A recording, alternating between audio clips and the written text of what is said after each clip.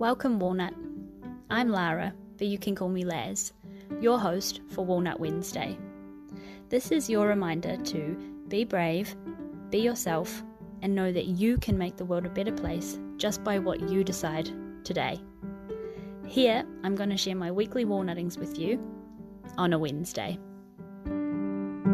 Hi, Walnut. It is me, Liz, here for another episode of Walnut Wednesday, and I am so super excited to have my beautiful friend V on the podcast. Welcome, V. Thank you. I'm so excited to be here. I'm nervous, but I'm excited. I call it scare-sided, where it's like the same feeling of nerves but excitement and at the same time in your body. So it's scare-siding. But you don't Yeah, need to be. It's gonna be fun. I'm really looking forward to this. I know. Walnut, I've been so excited. yeah. Um V and I have become online friends just like randomly, and I've just been really looking forward to having a chat with her and to be here. I don't yeah. V, I will just get you to introduce yourself to start off, and then we'll go from there. Um for the walnuts who have not met you yet. So my name's V. Um, I am from Canada, like the Toronto area, kind of like a little bit outside. I'm a bookish kind of creator, I guess you could say. I'm on the smaller side, so like not that many people know about me. But I also edit books, so I'm very like in the book space, and that's how we met. Yeah, and fell in love. Yeah. Fell madly in love to live happily ever after. Oh, I love it. And yeah, I love your vibe of your brand. And I feel like you're not like a smaller account. I feel like you're pretty up there. And I did want to like not quiz you, V, but I wanted to ask about creating a social media because we the walnuts listening do have there is this weird thing, especially where I'm from in New Zealand, where it's like that's hard to do is to create a social media presence. And I wanted to to you a little bit about that. Like, what does it feel like to just start randomly putting yourself out there for something that you actually genuinely like love? I don't really know how to It's put the question. yeah, it's nerve-wracking. Um, I don't even know how it really came about. I was just like I was never TikTok was a thing for so long and I was like I don't care about this. Like it's brain rot. I'm not into it. And then COVID happened Mm, and I had nothing else to do. So I was like, "Hey, let me download this app." So I downloaded it and that's when I started like going through and came across like book talk and stuff like that. And in my head, I was like, I really want to do this, like just make videos and like do stupid things and like have a good time and just like put it out there, mostly just to entertain myself because I'm like, oh, these sounds are fun. Like, let me do some like goofy whatever to it. Um, and then I told my boyfriend about it because I was like, hey, don't judge me. This is what I want to do. And he was like, no, bro, like do it, have so much fun. And I was nervous mostly about like people I knew in the real world yeah. coming across it and being like, ooh, like that's so cringy and gross. Um, but you have to just walnut and get over it and kind of just like do your thing, right? So Mm-hmm. that's kind of how like that all came about.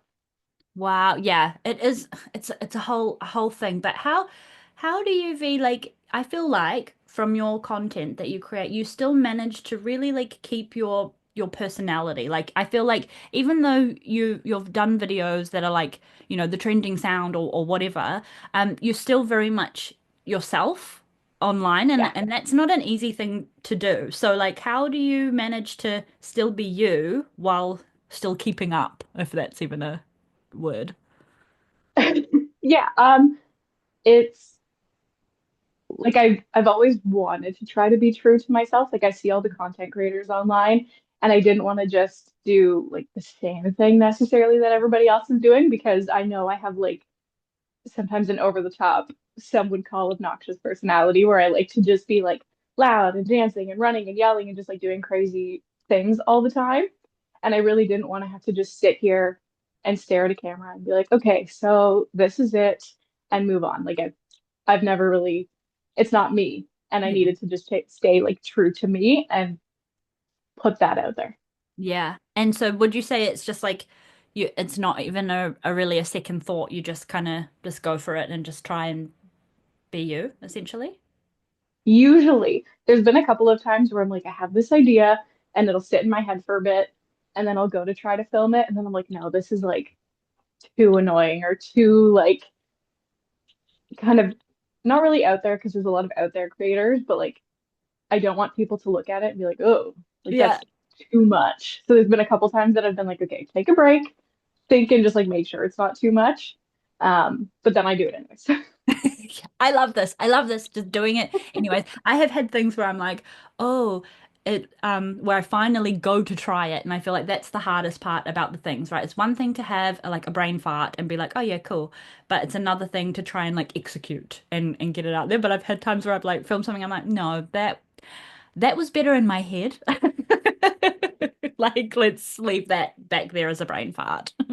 Yeah, there's been a couple of those, and then there was one like it didn't go like super viral, but I think it got like 12,000 or 9,000 views or something like that, which was pretty good for me. I feel And like it that's was just a viral as stupid, fuck. normally like better than the 200 I get sometimes. But I had on one of those like, those really long sweater, like I think they're called Oodies. I had like Mhm. one of those on, and I was like, my toxic trait is that like um I would go into like a fantasy world and the MMC would fall for me when I like haven't shaved, like just stupid things like that. And I was like, people are gonna judge me so hard for this. And then they didn't. I think So because it's so real though, like I like in wintertime, which is soon for me, I literally just said to my partner Geordie, oh, we're gonna have to get the Oodies out. Because I live in mine. And it's like, yeah, it is so funny yeah. like reading the book and you're like, oh yeah, she's just a regular girl like me. Yeah. You're like, I could be that girl, no problem. Meanwhile, you're like absolutely not. Half gremlin like I'm just a looking little, that's what I girl. was gonna say, a little gremlin. Yeah. Oh, funny, funny, funny, funny. Okay. And then, so I love this. And then from there and from your love of books, I've, okay, as a new bookstagram kind of person, like I have kind of fallen into book talk, book world, book things, and it's its whole thing that I just really, you don't know until you know, right? Until you fall into it. And then there's all these like, there's influencers, there's people, there's authors, and all sorts of things going on. It's a whole like living organism in itself. But like how did you find kind of coming into that world? Um, it was kind of like a spiral Yeah. because I think I came across one. I my friend that I work with was like, I don't know if you read, but I hadn't read in a while at this time. So she's like, I don't know if you read, but I came across this series. It was Akatar. Um, and she like got me to read it. I read it and I was like, oh my God, I actually really enjoy reading again because I used to do it in high school all the time. And Hmm. that's why I think I went onto TikTok and searched like a video on it or something just to see what other people thought too. And the one video all of a sudden turned into like 1,000 videos. Hmm. Super overwhelming. Yeah. But then now that I'm kind of in it, it's not too bad, but there's still so many little things that I'm like, when did that happen? Or, how did we end up here? Yeah. It's just a whole like rabbit hole of its own, I feel like. And it does really Yeah. snowball. You go like looking for one thing and then you're like, "Oh my God, I ended up like all over on this end of the train." Um Yeah. Oh, I love that. And I feel the same way with reading. It sort of like fell into my lap again in my 30s where I used to read a lot in lots of different things, but then came across like a dark fantasy paranormal romance and was like, "Ooh, this is quite nice." This is like Yeah. this is like for the grown-ups, all the stuff that I was reading when I was younger, but like for the grown-ups and I'm liking it. I'm digging it. Yeah. So like, it was like the same thing for you, I guess, because it's like I was again same thing, like reading as a teenager, and I was doing the same thing, reading all of these books, and then all of a sudden I picked up one, and I was like, oh my God, like this is, how did we get here? And then it just snowball, Yeah, I love that. and now I'm in it. Yeah, yeah, yeah. I was thinking, I said to Geordie the other day, I was like, oh, I think I need to read, I think I need to read Harry Potter to Louis, my little vampire. Well, he's not my vampire anymore, Yeah. child. Um, just to, for a bit of culture, for a bit of like, the things. And also, shock horror, I never actually finished the Harry Potter series when I was younger, which is crazy. So I feel like it needs to be like a bucket list item of mine. But Yeah. then I was thinking like, but there's not really any romance. It's like there's nothing like keeping the carrot dangled in front of me. No. It's very like they're going on an adventure, they have a crush on each other, Yeah. and that's kind of like where it stops. Yeah. So maybe, yeah, maybe I need to then like after the Harry Potter lean into like ACOTAR, but maybe I don't need to read that to my child, but maybe Yeah. go on to that stepping stone for myself. Yeah. Um, so so was it ACOTAR that you said that got you back into it?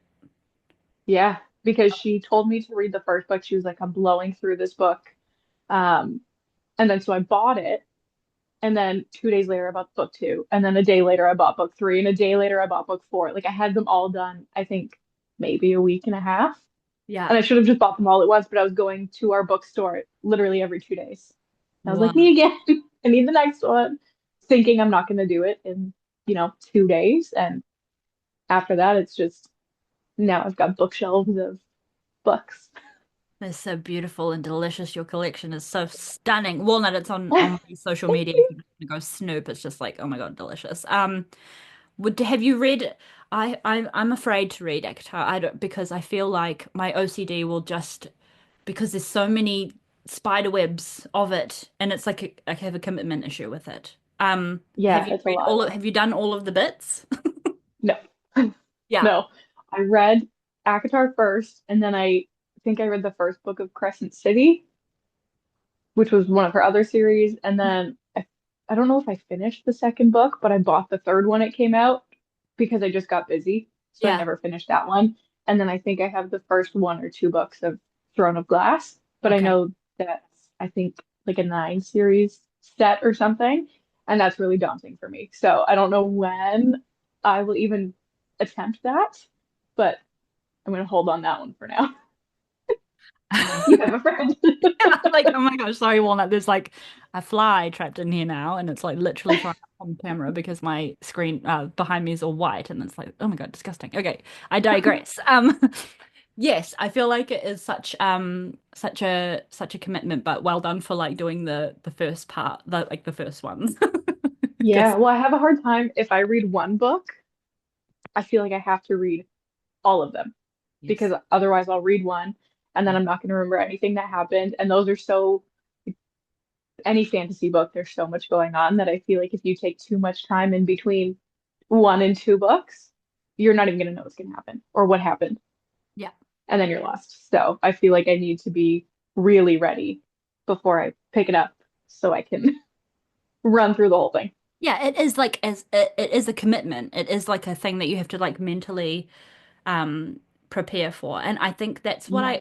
why I get so stressed out as well. Slightly different diversion, but in with duets, I hate the little cliffhanger and then I have to read the second book and sometimes I don't really like enjoy the second book as much as I like the first one, but like I really just like I can't leave it at the one. It's Yeah. very stressful for me. Yeah, no, I get that because I feel like if you read a one book and you fall in love with it, then you have the same expectations for the next one, Mm. and it's not always there. Yeah, sometimes very touch and go in a couple of places. Still good, but like I don't know, you just like ride the high of the first one, and it's a tough gig sometimes this reading.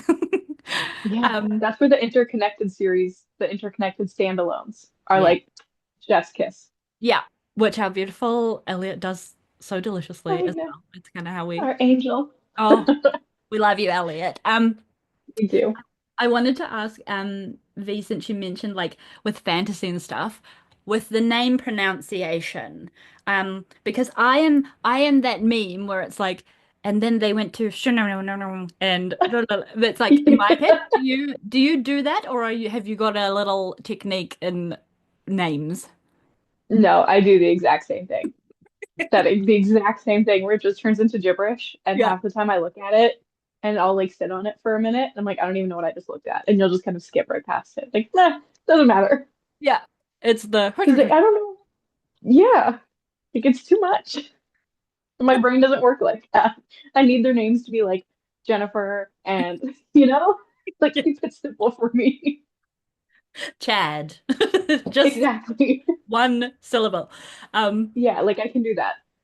I remember when I was younger and when I did, because I did read the one Harry Potter, but when there wasn't the movies, Hermione's name, I didn't know how to say Hermione, and in my head it was like Hermione. Yeah, I think I read it the way it's written. So I was sitting here like confidently being like, oh, Hermione or Hermione. And then I watched the movie and I was like, really wrong. Like, who is this Hermione person? That's not the same person. Yeah, I remember. I feel Yeah, like psych, I was wrong. when I was younger, there was a lot of controversy about that. I feel oh, it was long ago. It's very fuzzy, but I feel like there was a thing about the pronunciation of that. So anyway, thank you for sharing about how you pronounce things and that it's much the same as how I do it. It's not just you. There's a whole variety of us people that are like, hmm. Um, sometimes Yeah. when people are talking too, I go, it's bad. Yeah, It's sometimes my brain just like skips past it and I'm like, it's fine.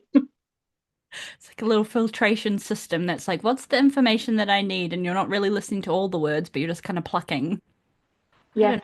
Yeah. Okay. I'm glad I'm not alone in that. Um, No, you've got a friend in that. delicious.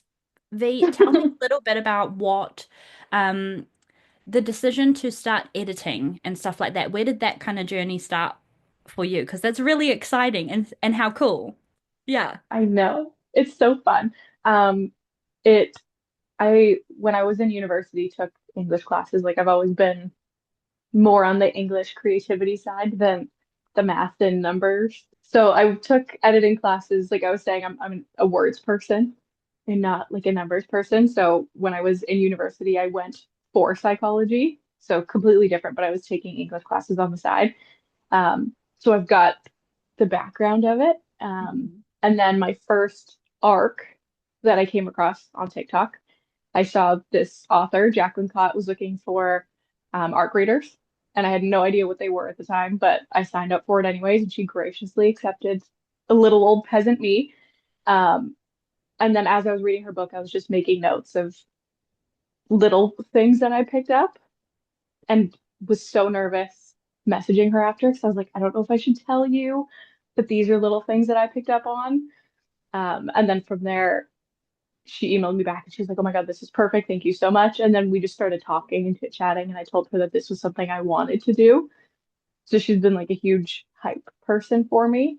Um, so just from that little experience, it's been like, okay, I think this is something I actually want to do.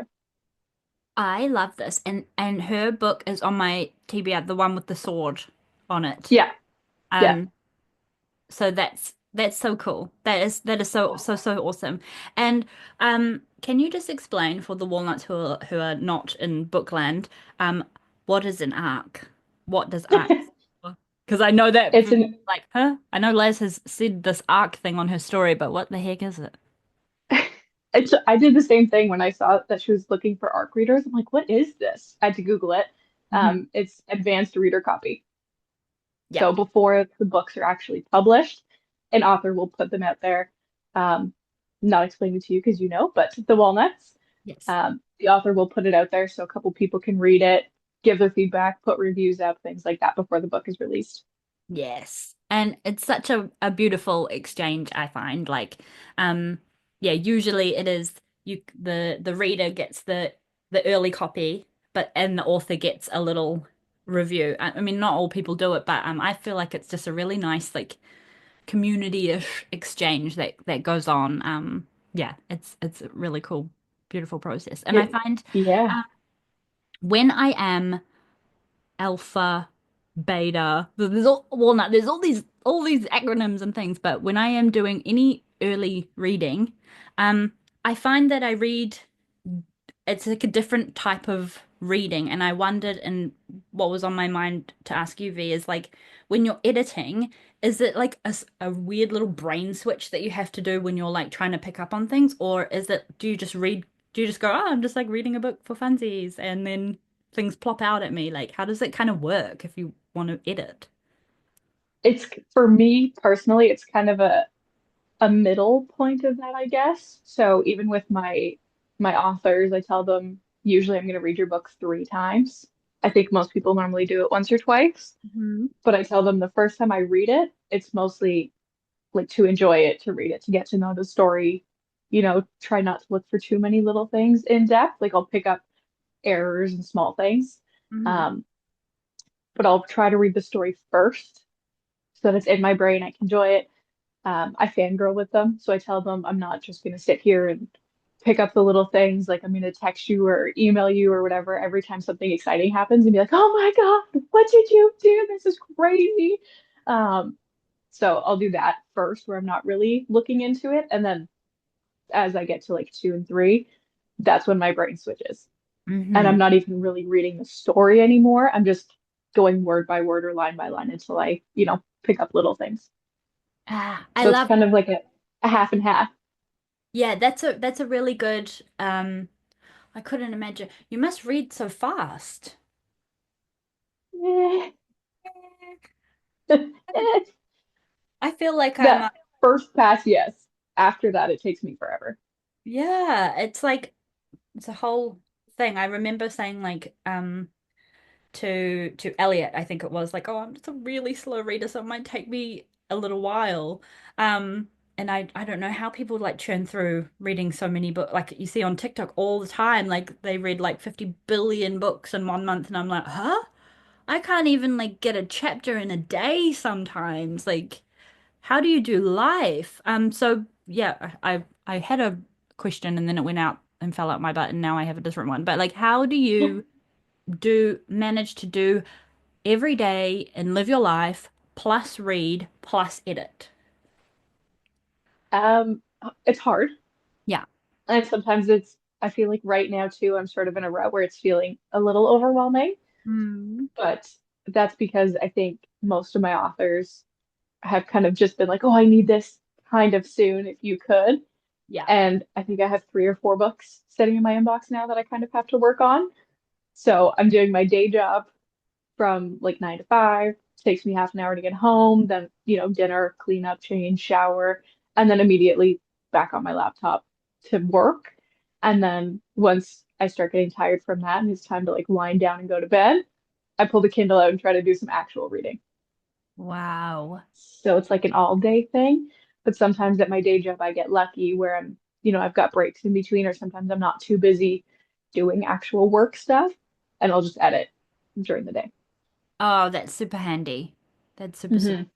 Is it like dream manifestation realm to do your editing like full time? Ideally, yeah. Oh, I love I that. think that would be nice. I'm in the same boat where I'm like, I can't wait to. Obviously on maternity leave right now, but when I go back to the 9 to 5 grind, I like sit there and I think to myself, oh, I can't wait till I'm author PAing forever. Never have to Yeah. come here ever again. Where you can just walk out and be like, bye, suckers, Yeah. and then just do what you actually want and enjoy for hopefully the rest of your working life. I know it is so like that. Oh, I'm so glad I asked you the editing question. Do you have any like fave books that like live rent free in your head forever and a day that you would like to share? Um, It's a bit controversial because you don't want to be like, but like we want to know what is up your butt the most, favorite the most. um, Jacqueline's book, Between Life and Death, that was, be I don't know if it's because that's the one I arc read first, and her Yeah. and I've become such good friends, and I just enjoyed it so much even before I got to know her. So that one is always sitting back here. Um, it's got a very special place in my heart. Yeah. And then obviously we know Elliot Rose, Her Vengeful Gods are just like my sweet babies. I love them so much. So between that and probably Brutal Birthright is also just like, yeah, exactly. Like Swoon City. I love it so much. Those two, I just sit. and look at them. They're right up here at all times. Uh, Um, I feel like there's so many. There's one, Death Trap by Alexandre St. Pierre. Oh my God. Same thing. Rent free, will live in my head forever. yeah. So those like right at the top of my head. Um, and then there's also Glass and Bone by Selena Kuiko, Okay. which is like a dark fantasy, so kind of on a different scope. It's not as like smutty and romancy. Um, so kind of picking from different genres, but those I would say are sort of the main ones that are always up here. I love it. And I love hearing you talk about what your favorite books are to it. That's why I love watching like your content so much. I feel like I'm like, "Ooh, what's V reading?" So I can go and figure out what I want to read next because I feel like we're always on the same sort of level and I like that you kind of would you say that you're a mood reader? Big time, Yeah. big I time. love how you're not I'll just go, a basket of juices. yeah, I can't those juices, man. I can't do it. I'll go through even with like same thing like my authors when they're sending me books to edit. There was quite a few dark romance books where it was like, okay, dark romance, dark romance, dark romance. And then I got more of a fantasy book and I was like, oh, this is refreshing, like something a little different, which was good because that was what I was in the mood to read at the time. Mm, But for regular reading, very, very much, especially a mood reader. yeah. I feel like you do need like a little palate cleanse. Like I like to not it's not dramatically into like completely different things. Like I like what I like, but yeah, sometimes it's nice to have a little palate cleanser. Although I find my palate cleanse, Air Bunny quotes Walnut, I read quite deranged and upsetting things when I need something different. Like I read things that really upset me. And it's like I just need to feel something. I don't know what it is. Like it's this weird thing that I have. I feel like maybe when you're in like fairyland for so long and you're just reading all of these books, it's nice to do a complete 180 where Yeah. your brain just is into something completely different. Yeah, that So I might feel be like it. that's those deranged books for you where it's like, okay, this is completely different than my normal. Let me sort of refresh and then kind of get back to it. Yeah, I think you've picked me apart quite nicely. I think that's quite right. It Yeah. is does need that in my little old brain. Um, Yeah. with um with reading, V, like what oh man, I just feel like your day seems so busy, but like is there a particular I know how you said that you're a mood reader, but is there a particular like trope that you kind of like immediately swoon for if you see like is there something when you see a book you're like I'm gonna read that or is it literally just like you feel it in your butt that you're gonna read it aside being sent to edit something? Right. I'm a big enemies to lovers girly. So as Mm. soon as I know a book has that, I'm like, okay, what are we about here? I'll probably read it anyways, just because it's got what I like in it. Yeah. Um, but half the time I'll just look at something. I'm the opposite of what you're supposed to be, where they say never judge a book by its cover. But I see a pretty cover and I'm like, okay, what's this book about? And then I'll see the tropes that I like. And I'm like, okay, let me give it a shot. Oh my gosh, we were made to become lovers because that is exactly what I do. I 100% judge a book by its cover, and for me, Yeah. it's like got to have like a little. Uh, it's usually always been like skulls, but like a particular skull. But I Hmm. do make room for like Jacqueline's book for swords and swirly whirlies and things. Like it's really about the cover for me. It's to the point where sometimes I don't even need to read about it. If I like the cover, I will t very likely pick it up. Yeah. So pretty much the same. And that's why I picked up your reading journal that you did because I liked the cover of it. And I was like, I love this so much. And then I scooped it up and now I use it. Oh, thank you so much. I was like, oh, my heart like melted when I saw that you bought it. I so appreciate that. Yeah, Walnut, if you didn't know, I made a journal. And it's so good. Oh, thank you. Thank you so very You're much. welcome. Well, it Um, helps me keep track of everything. It's got all the like perfect little sections that I need when I want to make notes. So I don't have to do them in a notebook. I can just do them in your pretty book instead. oh, thank you. That's why I made it because I needed, yeah, I needed. I needed it for myself for when I'm reading the things, all the things that I need to like remember, not only for like my job, but like just in general when I want to share like a quote or like I don't know, all the things. Like I just did the things that I want with skulls and not pink. I feel like there's lots of pink No. things. That's why I had to do not pink. Was very essential to Yeah. my And to each their own, you know, Mhm. girlies love the pink, but I like skulls and dark things. And, so when I saw that, it was perfect. And especially for going back to like the social media and content creation, you can't just, if you want to actually actively get into it, you can't just read a book and then move on. You have to kind of make notes and write things down and remember what you're talking about so that you Mm, can come back to it later and make a video. yeah. That So, That's exactly right. And I one thing that I used to struggle with, and I remember being able to do it when I was younger. Like I used to just highlight books, but then I got into this weird phase of like, um, what I'm going down the track of going to ask you about annotations, but I just am swirling and my brain is running faster than my mouth and I'm losing track of what I'm saying. But basically, what I'm saying is, then at one point in my life, I got too afraid to annotate or like write in a book.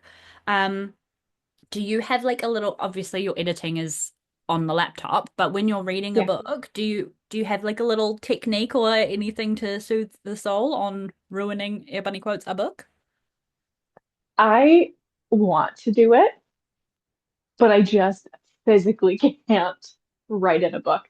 One of my friends, Lauren, her videos on annotating books get like over 1 million views because you have so many people who are so outraged about it. And then you've got, yeah, like people will just go crazy. How dare you write in a book? You've ruined it, blah, blah, blah. It's your book. Like, do what you want. You're not, ruining it and giving it to somebody else. It's for yourself. Um, and I love that she does that. So if I need to do that or if I want to do that, I have these little clear, like sticky tabs and Mm. I'll stick those in and then I write on those. Yeah, that's nice. And that's kind Clean. of my happy medium where like I can take them off if I want. It's not in the book because I'm not ready for it yet. Yeah. Um, but it still has the information. I think there's only one book I've actually highlighted. And again, that was one of Jacqueline's book, but that's because she put my last name in the book Oh. and I had a spare copy. So when I had that spare copy, I was like, yes. Oh, I love that. Yeah, it's a whole thing and I feel like it's like an extension of that thing. So tell me if you have this V where like if you got a blank page, you would just like take 500 years to start, but if you had a page with like a squiggle and a screw on it, I don't know what a screw is, but it's a word that it's much easier. Like I feel like it's an extension of that where it's like I just don't want to taint something. Or like when you get school books when you were really little at school, it used to be like pristine handwriting, and then like later in the year it's like fine. Um, Yeah, one of those things. it is. It's like I work around cars all the time. So it's the same thing. Like you buy a new car, it's in perfect shape, and then you get that one scratch and you're like, no. But then after it has a scratch or two, you're kind of moved on. You're like, it's fine. Like I don't really care anymore. So it's kind of the same idea. Yeah, yeah. Definitely. I remember so vividly what book it was. It was like a little vampire trilogy, like a young adult one from way back in the day. And I remember highlighting all the little bits that made me feel something. And I remember one of my friends saying like that it was really weird and stupid to like to do that. And then you're young and silly at the time, but Yeah. yeah, in later years I'm like, whoa, I was doing that before it was on the internet. Woo. Trendsetter. I know. And then I see Doing like the thing before other people. mhm. I see these people with these beautiful like books, but they've got all the little sticky tabs on the thing, and I'm like, oh my God, it's like, wow, there's lots of annotating and lots of feeling. Like I feel like it's feelings. You're like they're Yeah. like highlighted or noted feelings of the beautiful pages that you're reading. Hmm. Yeah. Again, going back to like that same girl I was just saying, Lauren, she'll have, there's a couple girls that do it, but you'll see her when she shows them and there's a random one that's like, oh my God. And she just wrote on the page or this made me cry or whatever, Yeah. emotion it is. And now it's in the book where she felt that, right? So Yeah. I Oh, feel like if I had more than one copy of books, I'd be more inclined to do it. Yeah, I have that with my because I have 5 bajillion versions of Eliot's ones, and I feel like when I do physical book rereads, may I will maybe be able to do it with some of those ones. But it is a thing like it's only if there's a spare. If only if there's Yeah, like feels like it's some piece of gold where I'm like, okay, baby it, take care of it, don't fold it, don't curl it, don't touch it, don't bend it, don't write in it, like nothing. It has to just be perfect so I can put it back and it'll still be perfect. yes. Oh my God, what about the people that like bend the books like this and hold it like this? Oh, Oh God. No, I couldn't. I know where they hold it in one hand and they've like flipped. Oh, yeah, no, I can't. I can't do it. bad, so bad. I have had times where I have had to fold corners out of like, I don't even know why, but that still bothered me. But I saw Geordie do it in one of like, I think it was just his own book for something, and I was like, like started twitching and cringing. I was like, don't fold the corners. Ah, like if I've had to, it's like this tiniest little like thing, and it would be very temporary until I can just slot Yeah. there, like a sock or something. I don't know, but yeah, I find them very books very sacred, especially when it's the Yeah. only one. Yeah, that's why I have only really ever loaned books out to like one or two people because I'm just nervous about what they're gonna do. So there's one friend I will occasionally loan a book to, and I give it to her in my book sleeve, and she knows she reads them like this, where she opens it just the tiniest bit because she's so worried about about ruining my books. Oh, bless her heart. That's so respectful. What a good friend. I know, I know. I'm like, you can read it, just don't like crack Don't it all the way open. hold the cover on Yeah, the side. yeah, we won't have any problems as long as it comes back like roughly in good shape. Oh, I love it. I love it. V, where can the Walnuts like find you on the internet? I realize I've been talking about your social media so much and we haven't even talked about where we can find you. Obviously, Walnut, I will put the deets in the show notes, but V, tell us where you like to hang out online. I am on Instagram at reads with V, and then I'm on TikTok at v's.reads. So two different, which is horrible, but I tried to get my TikTok the same as Instagram, but somebody already had it. So I'm Boo. kind of still trying to decide if I should just make a brand new one and make them both match. So that's where I'm at for there. And then my website is veerieedits.com. Delicious. And are you taking new editing? I know you said that you got to a point where it's a little bit like overwhelming in a good way, but are you taking new clients for editing or are you just doing who you're doing right now? I'm trying to be mindful about what I take, and it's mostly when, because I've got a few of my authors who have told me, bless them, that they're never leaving me and that they're stuck, or I'm stuck with them, which is perfect. It's like it warmed my little black cold heart. Mhm. Um, so I try to keep their schedule in mind. They'll sort of tell me like a year in advance, this is sort of what I'm doing. And then if I have time in between and somebody reaches out, then I'll see if I can squeeze it in. So I am, but it just depends on when. Yeah, I love that. It's not, and I think that's the beauty of starting your own thing, which is really hard. And I'm quickly going to touch on that just before we wrap up as well. Um, but you do get to be selective and make it about what you feel like doing. It's not like the 9 to 5 slogging along where you just get like tasked the thing that you have to do and like put it in the basket to get done. It's like you get to be like, no, I get to choose what excites me about it. Yeah. Um, and so I'd love to just quickly touch on V if you have a moment of like what made you decide like I'm gonna call myself an editor and I'm gonna do it. Like was it did you poo your pants? Poo or pee or anything in your pants? Did All of what it. happened? Um, it was like I mentioned, I was talking to Jacqueline about it before, and so she ended up reaching out to me for I think her second book and asked if I wanted to help her run through it. And then from there, I was like, I think I can do this. Like I've got the time. I think, I've got the brain power. And I have heard stories of people who have been looking for an editor but haven't been able to because they're so expensive or, not in the budget, things like that. So I try to keep my rates a little lower for that, which was also nerve-wracking because then people assume you're not charging enough because you're shit. Pardon my French. Yeah, Um, which you're not. Thank you. So that was really nerve-wracking. And then as soon as I brought it to my partner Matt, he was like, "You're good at it. Like, do it full force. Just like full stop. Don't do it, or full send, not stop. Full send. Do it. Um, so it's been nice having the support. But as soon as I made the decision to do it, I absolutely like let everything loose. Full bowels, Yeah, full bow, nervous. full poop. Yeah, Oh, I love pretty it. much. And V, something that is really important to me as well is the the way that feedback is given. So obviously I'm in a realm where I receive a lot of, not as the author, but like I receive a lot of feedback, commentary, comments, things like that.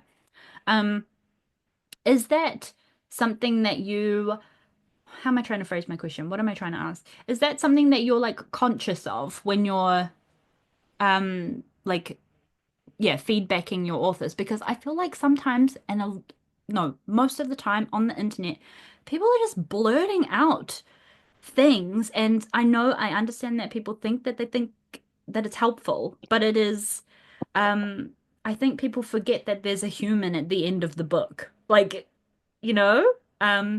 So yeah, is that something that you work with as well in terms of like feedback and critiquing, Yeah, I suppose? Well, not like critiquing. try to be as mindful as possible because, like you said, there's a human who wrote this book and they put their blood, sweat, and tears into it and they've trusted me with it. So I try to be as gentle as possible.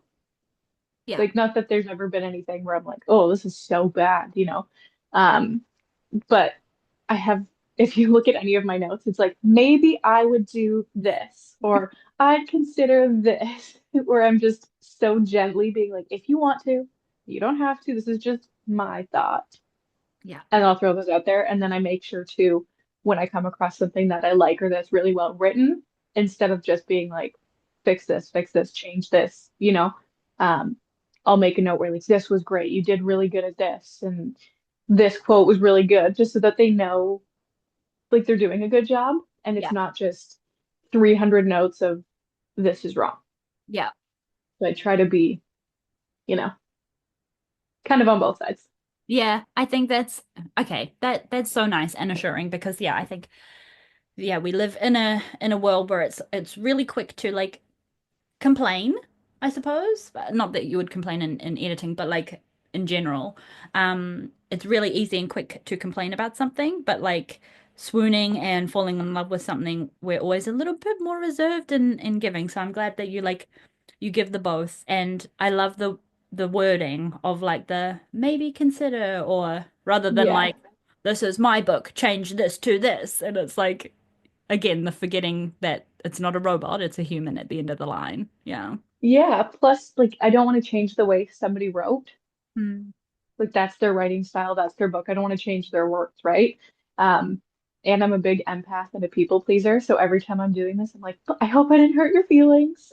Yeah. I'm so sorry. And then I make sure to ask them if there's anything you think I should do differently or different ways I should like give you feedback, just let me know. Because I never want anybody to come out of their experience with me being like, I love that. That I think that's just so important from the like things that I've seen. It's just yeah, that's really delicious and I love that and I feel like that's why you're so good at your job. Also, the beauty of picking things that you enjoy as well, or like people that you enjoy reading and that sort of thing to be able to give that um is the word autonomy? Is that what I'm trying to say? Anyway, you know what I mean. Yeah. yeah, Um, to give that like objectical view, but it still remains I don't know. I'm waffling on because I'm just excited to be talking to you and I love what you do and I'm so proud of you and it's so awesome and I'm so glad that you have joined jumped on the editing journey and I hope that your manifestations come true and you one day get to just do editing all the time and talk about books like all the time, like for real, full time, 24/7. That would be so wonderful for me to see. One can only hope. I've got one of my clients, ML Burns. Oh my God, I forgot her books live rent free in my head too. Hmm. Um, she keeps me so busy too. So I'm like, you need to make it big and have your books blow up because she writes, a couple a year here and there. Um, and I'm like, and then you can take me with you, and then we can both quit our jobs and we can do this forever. I love that. Yeah, forever barnacling on our favorite. Yeah, So, I so love good.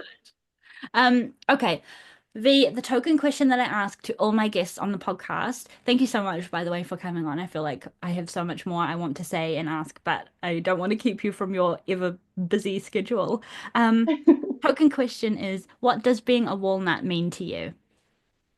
I would say being a walnut to me is being resilient, for one thing, and staying true to yourself. So, kind of what we've been talking about this whole time, because especially in like the social media space and things like that, everybody's sort of kind of leans towards like one way of doing things. And if you're sort of outside of the box, people are not as accepting of that. But I feel like you have to just power through and be yourself anyways. Like you have a great personality, show it, make it shine, you know? So that's what I think. Be authentically yourself.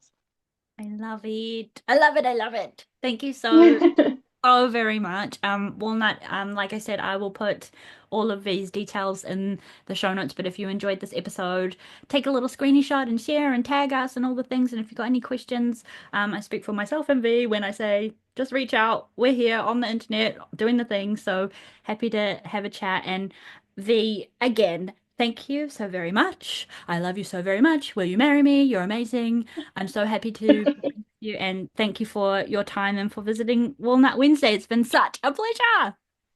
Thank you so much for having me. I said we wanted to do this before, so it's such an honor that I actually get to do it and sit and chit chat with you. I just love you so much. And I accept your proposal. You're officially engaged, Walnut Divine. Oh my gosh, and like the little flies back. Okay, I'm wrapping up now anyway, Walnut. Okay, I will talk to you next week. V, I love you and have a happy, happy Walnut Wednesday.